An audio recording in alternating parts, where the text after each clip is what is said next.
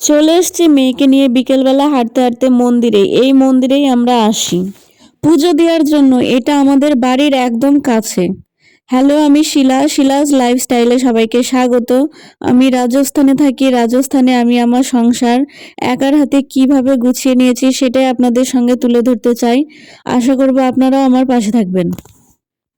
মন্দিরে ঢুকতেই দেখতে পাচ্ছেন এটা আমলা গাছ, আমলকি যেটাকে বলে। আমি এখানে এসেই প্রথম আমলকি গাছ দেখেছি। আর প্রথম যখন আসি এখানে তখন এই গাছটা খুব ছোট ছিল, আর দেখুন কয়েক বছরের মধ্যে কতটা বড় হয়ে গেছে। এটা শিবজি আর বজরংবলীর মন্দির। এখানে সবাই সকালবেলা আর বিকেলবেলা পুজো করতে আসে। সকালবেলা ঘুম থেকে উঠে স্নান দান সেরে সবাই পুজো করতে আসে, আর সন্ধ্যেবেলা দিয়াবাতি করতে আসে। দেখুন পুচকু বজরংবলীর সঙ্গে কি কি গল্প করছে। আর মন্দিরে আসলে বাড়ি যাওয়ার নামগন্ধ নেই, এখানেই থাকবে ও। গল্প করা হয়ে গেছে, এখন আমি বললাম যে প্রণাম করো, আর দেখুন কি সুন্দর প্রণাম করছে।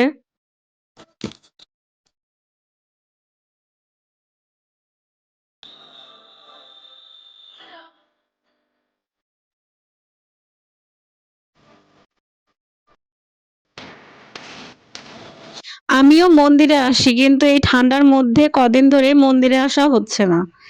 মন্দিরে এসে বসলে কতটা শান্তি লাগে ভেতর থেকে। যখন আমার মনটা ভালো লাগে না বা কোনো দিন ঝগড়াঝাটি হয়, তখন আমি এই মন্দিরে এসে বসে থাকি। খুব শান্তি লাগে। মন্দিরে আসলে কি যেন একটা পজিটিভিটি কাজ করে। এটা আমার মধ্যে না সবার মধ্যে, এটা বলবেন তো আপনাদের মধ্যেও হয় নাকি। আর মেয়ের দেখুন এখনো বজরংবলীর সঙ্গে কথা বলা হয়নি, তাই আবার কথা বলছে।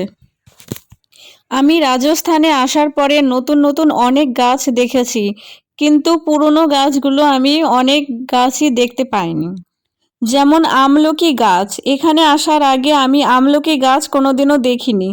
এই যে দেখুন, গাছটা দেখে কি মনে হচ্ছে, তেঁতুল গাছের মতো পাতা। দেখুন একবারে দূর থেকে মনে হয় যে তেঁতুল গাছ, কিন্তু না, এটা আমলকি গাছ।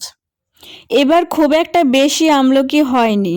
আর এটা মন্দিরের মধ্যে গাছ, তো সবাই পুজো দিতে এসে আমলকি পেড়ে নিয়ে যায়। আর মন্দিরেই যখন আছি তখন গুড নিউজটা দিয়েই দিই, আমার ননদের ছেলে হয়েছে, সেটাই গুড নিউজ। আর আমরা সবাই খুশি, দুজনেই সুস্থ আছে, ভালো আছে। মন্দিরে ঘুরে টুরে চলে আসলাম বাড়িতে। এটা নিচে মাকান মালিকের মানে আন্টি ডেকেছে, তাই এসছি। আর এই যে দেখতে পাচ্ছেন লেবু, এখন লেবুর আচার দেওয়া হবে। লেবুর আচার কিভাবে আপনারা কে কে দিয়েছেন আর কিভাবে দিয়েছেন প্লিজ কমেন্ট করে জানাবেন। আমি তো লেবুর আচার কোনোদিনও দিইনি আর দেখিওনি দিতে। আমি আম, কুল আর তেঁতুলের আচার দিয়া দেখেছি, আর এই তিনটে আচারই খুব বেশি খেয়েছি। এর বাইরে বেশি খুব একটা আচার খাইনি আমি। আজকে দেখা যাক রাজস্থানী স্টাইলে লেবুর আচার কেমন করে দেয়া হয়। আমিও শিখি আর আপনাদেরও শিখাই, চলুন দেখাই। আর এদিকে দেখুন আন্টি ঠাকুর মন্দির পরিষ্কার করছে, আর ঠাকুরগুলো সব নামিয়েছে বলে আমার মেয়ে সব ঠাকুর নিয়ে কি সুন্দরভাবে খেলছে। আর এই যে দেখতেই পাচ্ছেন আন্টির কিচেন, ওপেন কিচেন। আর এই যে বেসিংয়ে আয়না সেট করা। আমি একটু দেখে নিলাম আমার মুখটা। আবার ফ্ল্যাশ জ্বালিয়ে দেখলাম, একটু অন্ধকার অন্ধকার আসছিল, তাই লাইট জ্বালিয়ে দেখলাম, কিন্তু ওটাতে আর একটু আরও খারাপ লাগছিল, তাই আবার বন্ধ করে দিলাম। আন্টি ওদিকে ঠাকুর ঘর পরিষ্কার করছে, আর আমাকে বলছে, শিলা তাহলে তুমি আমাকে লেবুগুলো একটু কেটে দাও, আর আমি কিভাবে কি করি তুমি একটু দেখো, আর তুমিও পরের বার দিতে পারবে তাহলে। আর এটা আন্টির ছেলে, ও লেবুগুলো ধুয়ে দিচ্ছে আর একটা দেখিয়ে দিয়ে গেল আমি কিভাবে কাটবো।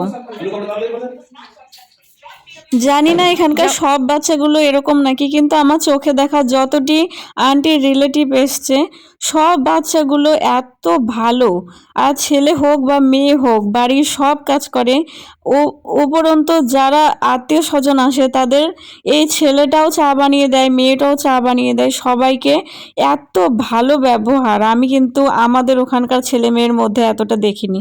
পড়াশোনাতেও ভালো, চাকরির জন্য ট্রাই করছে, আবার কাজকর্ম মানে আদর সম্মান সব সব সব কিছুতে ভালো।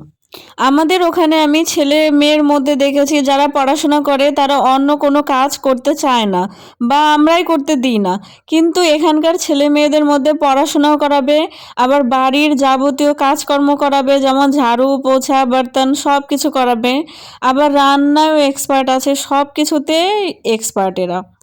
আন্টি লেবুটা যেভাবে কাটা দেখিয়ে দিল সেইভাবে আমি কেটে নিচ্ছি লেবুগুলো। আর এই চাকুটার ধার নেই, তাই এই বাড়ির মেয়ে, ওর কাছে অন্য চাকু চাইলাম, ও আমাকে অন্য চাকু এনে দিয়েছে। আর আমার মেয়ে দেখুন আমাদের দেখছে।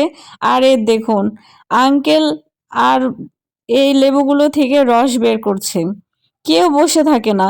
এই আঙ্কেল তো সারা দিন, এই আঙ্কেলই ফৌজিদের চাকরি করতো। এটাই ফৌজি বাবু এখনকার যা চলছে সোশ্যাল মিডিয়াতে, এটাই আমাদের ফৌজি বাবু আঙ্কেল। এদিকে আমি লেবুগুলো 4 ভাগ করে কেটে নিচ্ছি, কিন্তু পুরোটা ছাড়াচ্ছি না। আর আঙ্কেল এদিকে রস বের করে নিচ্ছে, দেখতেই পাচ্ছেন। আর আমার মেয়েকে এনারা সবাই খুব ভালোবাসে, আর বেশিরভাগ টাইম ও এখানেই থাকে। আঙ্কেল এখন ব্যাংকে চাকরি করে, ব্যাংকে থেকে যখন চলে আসে তখন পুচকুকে আর ঘরে আটকে রাখা যাবে না, আওয়াজ শুনলেই ঘর থেকে দৌড়ে পালিয়ে চলে আসবে ওর দাদুর কাছে। আপনারা পুরো ব্লগটা দেখতে থাকুন, এর পরের স্টেপগুলো কি কি হয় আপনারা পুরো ব্লগটা দেখতে থাকুন।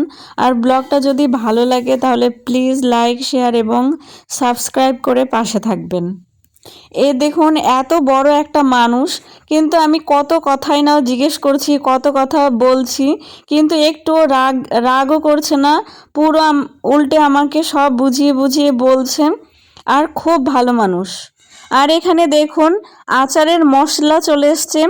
এখানে শুকনো মশলা আর চিনি চিনি দিয়ে এখন যে লেবুগুলোর রস বের করা হয়ে গেছে সেই লেবুগুলোর মধ্যে মশলাগুলো ভরে তারপর একটু টাইট করে চেপে আবার এখানে রেখে দেবো। এখন যদি কেউ জিজ্ঞেস করেন এই মশলাটা কি কি দিয়ে তৈরি, সেটা কিন্তু আমি বলতে পারবো না, কিন্তু আন্টিকে জিজ্ঞেস করলাম। আন্টি বলল যে এখানে মৌরি, জিরে, শুকনো লঙ্কা গুঁড়ো আর যে কি কি আছে আমার এখন আর মনে নেই। আর এই মশলাগুলো কিন্তু কেনা কেনা মশলা। আমের আচার, লঙ্কার আচার, তেঁতুলের আচার, লেবুর আচার সব কিছুর জন্য কিন্তু আলাদা আলাদা মশলা কিনতে পাওয়া যায়। আর এই মশলাগুলো দেখতেই পেলেন আমি লেবুর মধ্যে ভরে কিভাবে রাখলাম। লাস্ট ফিনিশিং হচ্ছে যে লেবু রসগুলো বের করে রেখেছিল সেটাই ওপর দিয়ে ঢেলে দিবে। বাস হয়ে গেল, লেবুর আচার আমাদের কমপ্লিট। এটাই রোদ্রে দিয়ে এই লেবুগুলো মজবে বা পচবে আর খাওয়ার জন্য উপযোগী হয়ে যাবে।